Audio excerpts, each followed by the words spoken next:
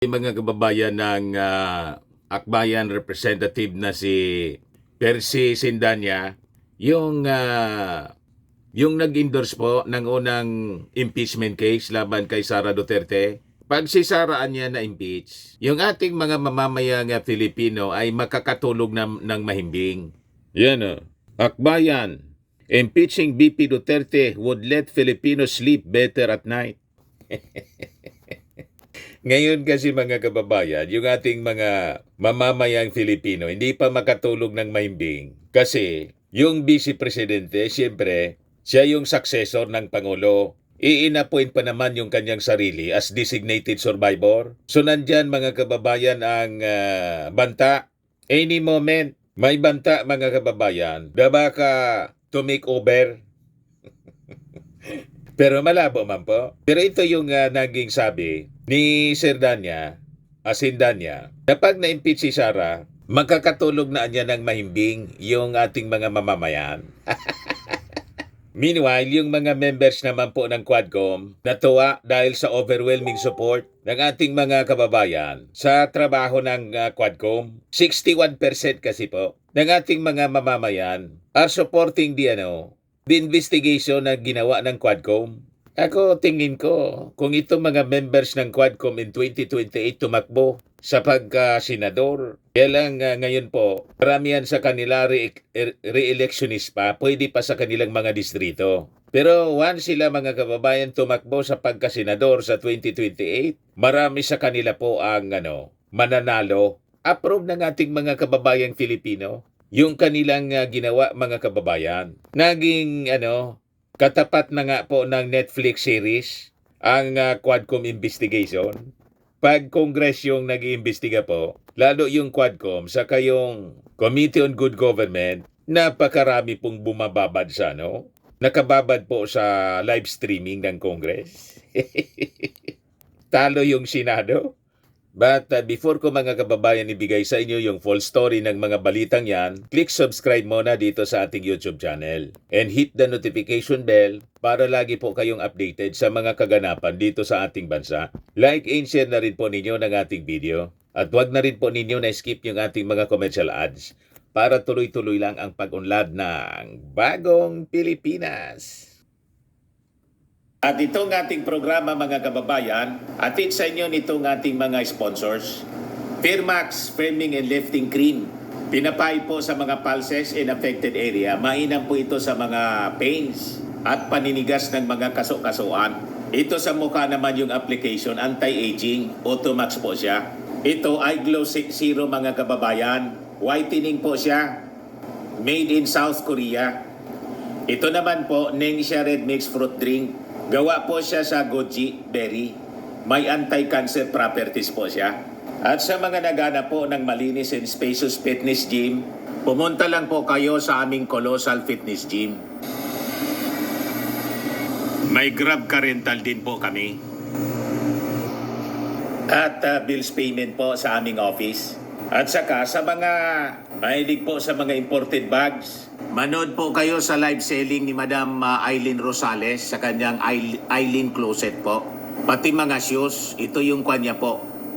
Ito yung kanyang page. Kita ninyo, napakagandang mga online selling po siya. Si Madam Eileen Rosales. Cellphone number niya po, 773-798-7816. Balikan natin mga kababayan si Sara na sabi, yun ang cause ng hindi sleepless nights ng ating mga kababayan. Sabi yan ni Sindanya, Akbayan Representative Sindanya, dapat daw ma-impeach itong si Sara. Yan removing Vice President Sara Duterte from office through impeachment will help Filipinos sleep soundly at night. As her stay in power means she will always be a heartbeat away from the presidency. Sabi po ni Akbayan Party List Representative Percival Sindanya, may punto mga kababayan si Sindanya. Pero tingin ko po, it is just a matter of time ang impeachment. Sabi nga natin po sa mga naunang videos natin, kumukuha lang ng timing yung ating mga congressmen at saka siyempre tinitingnan ng mga majority members kung lulusot po sa Senado. Pag nakita nilang lulusot sa Senado na, marami na silang nakausap at nakumbinsi. That is normal in politics, mga kababayan. Didiretsohan nila si Sara. Pero pag hindi, masasayang lang kasi po yung impeachment complaint. Kung hindi man po makukonvict si Sara, hihintayin nila po na maging favorable ang situation sa Senado. Palalampasin nila yung eleksyon at i-intensify nila yung kampanya para yung mga kakampi ni Sara sa Senado po matalo sa midterm election. Ganun po. Yung ating mga congressmen, they have very strong influence sa mga distrito. Yun ang magiging strategy niyan. So malamang, manalo siyempre, based on survey, mga kaalyado ng ating Pangulong Bongbong Marcos. Pero there are candidates na kaalyado ng ating Pangulo na naglalaro. Pag nakita yan ng ating mga mamamayan, baka i-support na lang nila yung mga kandidatong dilawan sa Senado. Kasi yung mga dilawan po, anti-Duterte. Di ba? So sabi po ni Sindanya, while he understands the reservation of some lawmakers about impeaching Duterte, he believes there is a call for the Vice President's removal, especially with a recent social weather station survey pointing out that 41% of Filipinos want her out of office. So tama yung kanyang mga analysis. And sabi nga natin, this will put strong pressure sa ating mga congressmen to act and to our senators to convict Sara. Kasi pag hindi nila kinonvict si Sara, sila ang kondinado. Sila yung convicted ng ating mga mamamayang Filipino. Tatanggalin natin sila sa pwesto through election po. Hindi na natin sila iboboto. Di tapos sila sa atin. Tama ba? It will become our their sword of Damocles. Yung ating boto po, ubusin natin silang tablahin, sisibakin natin sila lahat. Ganun lang po. Kaya sabi niya, naunawaan natin saan nanggagaling yung reservation ng ilang mga kasama sa House of Representatives. Pero yun nga uli ang paalala. The time has come for its course of action. Habang dinidelay natin ito, mas lalo tayong di makakatulog ng mahimbing. Imagine you have a vice president that is a heartbeat away from the presidency.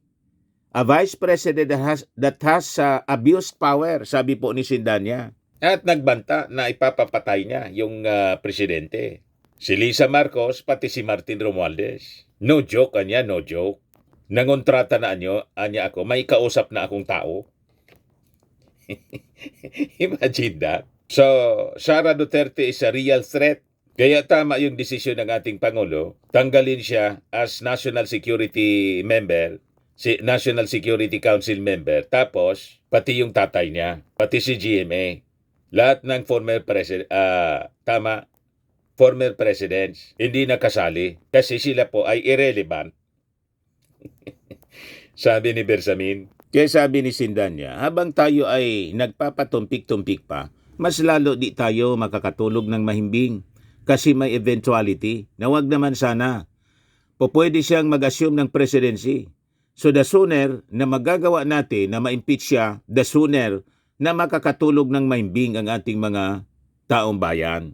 Isang bangungot na para sa ating mga mamamayang Filipino, si Sara. Yan ang lumalabas sa paliwanag mga kababayan ni Sindanya. May constituency, may growing consensus, may momentum, hinog na ang panahon para sila ay sumuporta at sila ay sumama sa ating panawagan na panagutin ang nag-abuso sa kapangyarihan. Umaasa ako na sa pagbubukas muli ng Kongreso sa Lunes at saka dito sa lumalabas na survey, madadagdagan pa yung mga nag-endorse sa ating impeachment complaints.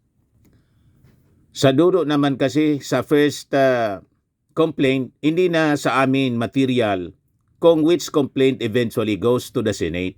Ang mahalaga ay makover yung mga grounds for impeachment na ating sinubmit, yung betrayal of public trust, yung graft in corruption, yung grave threats, Kasi ang malaga dito ay yung ating objective to hold Sara Duterte accountable, paliwanag ni Sindanya. Meanwhile, mga kababayan, yung Quadcom, sabi dito sa balita, 61% sa ating mga kababayan, approve nila yung ginagawa ng Quadcom. Lalong lumakas yung loob, na-inspire yung ating mga congressmen na members ng Quadcom. Hindi po umobra yung paninira ng mga DDS na tinatawag yung Quadcom na Tuwadcom.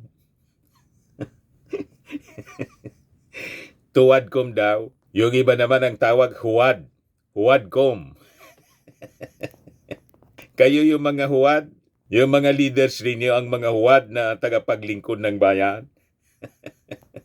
Na dapat patuwadin mga kababayan through impeachment at through the filing of criminal charges. Yung nirekomenda mga kababayan na crimes against humanity ng Quadcom. Ito ang tuwa po si Chairman Ace Barbers. They were overwhelmed, mga kababayan, by strong public support para sa Quadcom probe na ginawa.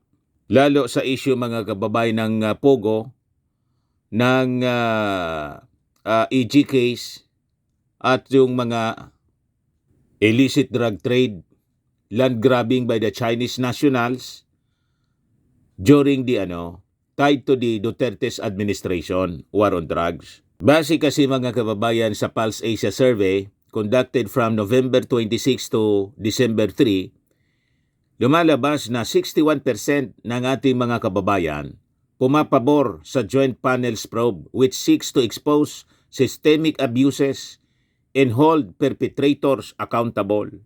So gusto nila talaga papanagutin yung mga nasa likod. Alam na ninyo kung sino yung nasa likod. The previous administration po. So sabi ni Ace Barbers, this is a clear mandate from the people to pursue justice and expose the truth behind these systemic abuses. We will not waver in our mission to hold powerful offenders accountable, sabi po niya. Ang mensahe niya ay napakalinaw. It is loud and clear. Filipinos want accountability and reforms. This investigation is a crucial step in dismantling the networks of corruption and abuse tied to EG case illegal drugs and Pogos.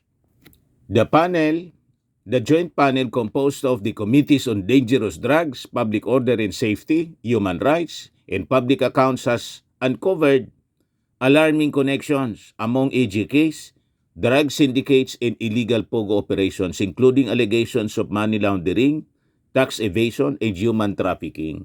Lahat ng mga kababayan na pinakang mabibigat na krimen, kinasangkutan na po ng mga previous leaders. Kagimbal-gimbal po yung kanilang connection. Matindi.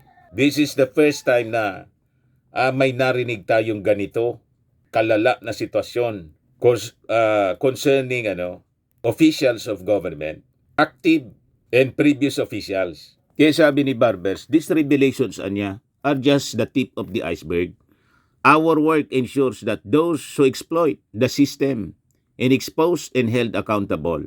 The committee leader said, emphasizing the importance of breaking the cycle of impunity and creating safeguards to prevent future abuses. So, base sa survey, mga kababayan, lumalabas ang napakalakas na suporta from respondents in the NCR, 73% po. Sa Balance Luzon, 66%, with robust backing across socio-economic classes, 64%, from Class ABC, 62%, from Class D, and 52% from Class E. So lahat ng economic classes, overwhelming po yung support sa Quadcom sa ginagawa pong investigasyon laban dito sa mga abuses ng previous officials. Yes, sabi ni Ace Barbers, with strong public support the Quad Committee pledged to deliver justice and proposed measures to prevent similar abuses in the future. Our duty is clear, fight for justice and protect the Filipino people from those who exploit the system. With your support, we are stronger and more determined than ever, sabi po ni Ace Barbers. So tip of the iceberg pa lang po itong mga nadiskubre. So, madaling sabi, magiging tuloy-tuloy po yung mga investigasyon ng Congress. Hindi po yun nagtatapos nung nangyari na mag-report sila. Partial pa lang po yun. Partial report ng committee. Tapos, may mga recommendations na sila. Una, nag-file sila ng mga corresponding bills to address the problem. Yung mga na-discover po na problema sa investigasyon. Pangalawa, nag-recommend na sila na mag-file ng kaso sa mga sangkot po ng mga personalities. That includes the former president and incumbent senator, si Bongo, si Bato, crimes against humanity. So, mabuhay ang ating mga congressmen. Ngayon lang po, nagkaroon ng mataas na ratings yung Congress sa leadership po pamumuno ni Speaker Martin Romualdez. Kaya galit na galit sila kay Martin Romualdez kasi tama yung ginagawa. O, di ba? Pag tama kasi yung ginagawa, marami yung nagagalit. Ganon lang yan. Tuloy ka lang, Martin, hanggang 2028. Para maayos yung ating bansa at maging tuloy-tuloy ang nasimulan na reforma para sa bagong Pilipinas, pagunlad ng ating bansa, ng ating Pangulong Bongbong. Ayos? Sa mga naghanap ng malinis and spacious fitness gym, pumunta lang po kayo sa aming Colossal Fitness Gym. We also offer Grab Car Rental with our brand new 2023 model ng Toyota Innova. We also accept booking for those who are planning to travel via PAL, Cebu Pacific, and other airline companies, local and international, and bills payment for Meralco Bills, PLDT, Aleco Bills, etc. Ang Colossal Fitness Gym is located at 3rd floor Security Bank Building, Landco Business Park, Legazpi City, Albay. For inquiries, look for Chilon Maravillas. Contact number 0966-802-0949. Yan yung aming Innova. Lagi na pong matao sa amin. Pati mga foreigners po, tingnan ninyo. Mga British tourists sila. Ang lalaki ng katawan na, mga kababayan, nag-gym sa amin. Ito naman po, Indian National. Ito mga mga European sila. Ito naman yung bago naming product na binibenta online, iGlow Serum. Whitening po siya galing sa South Korea. Tingnan ninyo yung epekto sa aking anak na architect entrepreneur, Riz Maravillas. For inquiries, look for Riz Maravillas on FB. Ito naman po, Firmax Firming and Lifting Cream. Pinapahid po ito sa mga pulses and affected area. Mainam po ito sa mga pains at paninigas na mga kaso-kasuan. Ito po, Automax Radiant Serum. Sa mukha naman yung application. Anti-aging po siya. You will look 10 years younger than your age. Sa mga cancer patients naman po, baka lang gusto ninyo itong itry. Nengxia Red Mix Fruit Drink. Hindi man po siya gamot, food supplement siya. Kaya lang, gawa siya mga kababayan sa goji berry. Yung goji berry may anti-cancer properties. Yung mga inquiries ninyo, dumiritso na lang kayo sa aming messenger sa Facebook para masagot namin agad. Ayos po. Ako po si Dante Maravillas. Bye-bye. God bless.